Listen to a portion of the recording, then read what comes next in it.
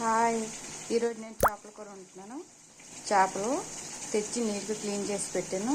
తర్వాత మిక్సీలో ఒక 4-5 పచ్చిమిరపకాయలు ఇంకా 2 పెద్ద ఉల్లిపాయలు మిక్సీ పట్టేసాను. ఆయిల్ వేసి తర్వాత ఉల్లిపాయ పచ్చిమిరపకాయలు మిక్సీ పెట్టింది వేసాను. తర్వాత ముక్కలు వేసి కొంచెంసేపు మగ్గనిస్తాను.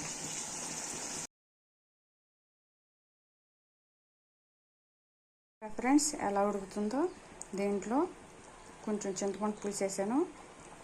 ఎంత బాగుందో, చాలా బాగా ఉడుకుతుంది కదా. కొత్తిమీర కట్ట వేసాను. కరివేపాకు వేస్తాను చూడండి. కొంచెం కరివేపాకు కూడా వేద్దాం.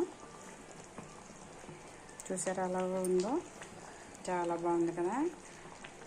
దీనికి కొంచెం మసాలా కూడా నూరు పెట్టుకున్నాను. ఏమి నూరు పెట్టినానంటే